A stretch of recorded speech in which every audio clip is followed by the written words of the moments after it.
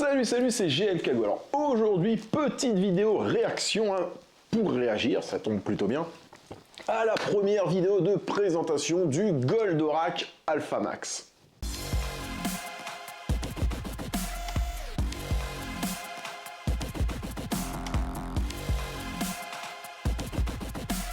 GL Kago. J'en avais parlé il y a peu, souvenez-vous.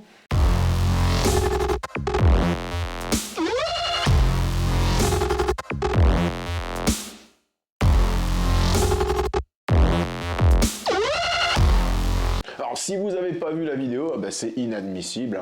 Je vous mets le lien dans la description.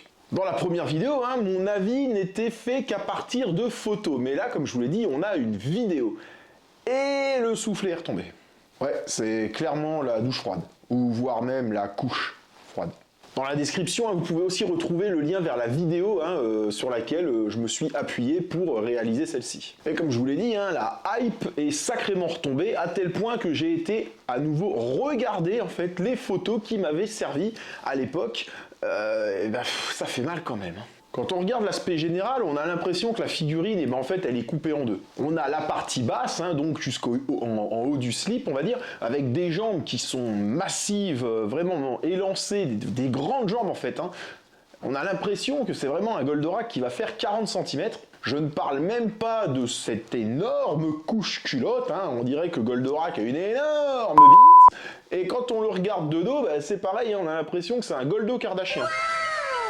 Donc ça c'est pour le bas du corps, et le haut en fait, on a l'impression déjà qu'ils ont engoncé Goldorak dans un corset, ce qui fait qu'il a une toute petite taille, et en fait la jonction entre les deux parties ne se fait pas, parce que vous avez d'un côté une taille toute petite comme ça, et vous avez une culotte comme ça derrière, donc pour moi ça matche pas, ça c'est vraiment bizarre. Quand on regarde les proportions, on a l'impression qu'il a 2/3 de jambes et 1/3 de tronc seulement, ça fait clairement con. Dites-moi ce que vous pensez des proportions, vous. Je sais pas, moi ça me plaît vraiment pas. J'ai l'impression qu'en fait, le haut du corps aurait dû être 1,5 fois plus grand que ce qu'il est là actuellement. Et il y a un truc aussi qui me chagrine, moi, et ça me chagrine sur beaucoup sur plusieurs pièces tout du moins, c'est la tête. Regardez bien la tête, elle est plus petite que les épaules. Je veux dire, regardez sur ce Goldo-là, même sur celui-là, la tête est au moins aussi grosse, j'ai envie de dire, que les épaules.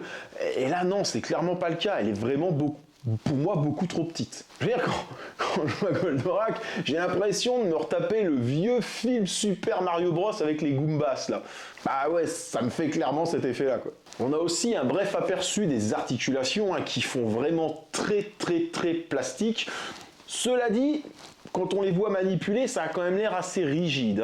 Mais quand on tend vraiment l'oreille, en fait, et qu'on entend le bruit de la figurine, j'ai vraiment l'impression de retomber dans les mauvais côtés du King Arts, en fait, tout simplement, qui, je le rappelle, est pour moi l'une des plus belles figurines, mais aussi une des plus merdiques en termes d'articulation et même d'ingénierie. Et c'est dommage parce que là, la pièce est fourmille vraiment de petits détails, et même au niveau de l'ingénierie justement, vous pouvez même aller jusqu'à ouvrir l'épaule en deux, je pense, pour vraiment avoir un mouvement très ample, où vous pouvez aussi en fait vraiment bouger les éléments du slob de sa couche pour pouvoir, je pense, lui faire prendre des poses vraiment dynamiques. Il y a quand même un truc moi qui m'a chagriné, c'est que vous regardez, quand il bouge tout simplement le bras du robot, il lui fait pas faire des trucs exceptionnels, et tout de suite le bras, pouf, et il lui reste assez facilement dans la main, j'ai envie de dire. On voit aussi vite fait l'emboîtement du coude et de la main, et là on sent que le mec il tire quand même dessus, donc ça a l'air de tenir, quoi. C'est vraiment, je pense, il va vraiment falloir voir à la manipulation. Autre point négatif, comme je l'avais déjà mentionné dans la première vidéo, c'est le fameux fulgure-point. Je veux dire, on ne peut pas faire un Goldorak sans un fulgure-point digne de ce nom, et là c'est clairement pas le cas, parce qu'on le voit dans la vidéo, les lames en fait, si on laisse la main, elles s'ouvrent pas plus que ça, ce qui fait que c'est pas un fulgure-point, à la rigueur c'est un météo punch, mais vraiment voilà, ça s'arrête là, quoi. C'est vraiment pas ouf. Et pour moi, un Goldorak sans fulgure-point, c'est pas vraiment une figurine Goldorak, quoi. Un point qui semblait pourtant plutôt bien sur le papier et vraiment qui me tardait de voir et qui avait l'air cool, c'était la possibilité de faire tourner hein, les Fulguro points donc. Et ben là, si vous voulez, c'est un peu comme chez McDo, quoi. C'est-à-dire que vous avez la photo, voilà, hein, la belle photo qui donne envie, qui fait envie, où on se laisse imaginer des choses et autres. Et après, ben, vous avez le produit qui arrive sur votre plateau. Ben, là, c'est un petit peu la même chose avec cette option. Allez, je vous mets quelques images.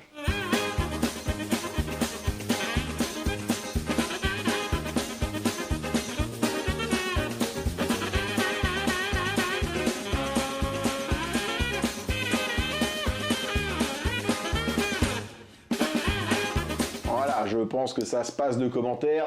Au final, ça fait plus ridicule qu'autre chose, hein. J'ai même l'impression voilà, qu'on a tout simplement foutu un gros zizi en plastique sur une perceuse hein, et qu'on s'amuse à le faire tourner. Hein. Oui, un dildo pour les connaisseurs. Fais pas l'innocent, toi.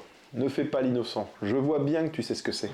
Un petit mot sur les LED aussi, hein. Même si le rétro laser a l'air vraiment très joli une fois éclairé, au niveau des yeux et du cockpit, ça n'a pas l'air d'être la même chose. Alors attention, la vidéo n'est vraiment pas dans une qualité folle, ce qui fait que, ben voilà, on ne peut pas réellement juger, mais là en tout cas, ça n'a vraiment pas l'air ouf. Pour conclure, hein, je dirais que je suis tout simplement autant déçu par la vision de cette vidéo que j'ai été enthousiaste à la vue des photos. Et j'espère vraiment en fait un jour pouvoir en manipuler une en fait pour tout simplement mettre un point final à tout ça. Voilà, c'était ma petite vidéo réaction à cette première présentation du Goldorak Alpha Max. N'hésitez pas à me dire dans les commentaires ce que vous en pensez. Est-ce que je suis trop dur avec la figurine? Est-ce que vous aussi les photos vous ont plu, la figurine vous a déçu? Ou est-ce que la figurine vous a conforté dans l'idée que vous alliez tout simplement vous la procurer? Pour moi, je le redis, hein, parce que je trouvais le jeu de mots rigolo, hein, c'est la couche froide, clairement. Mais bon, encore une fois, je juge sur une vidéo, hein, le mieux serait vraiment de manipuler la pièce.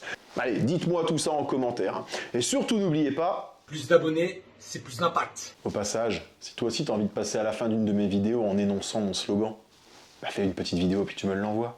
Allez. Bisous.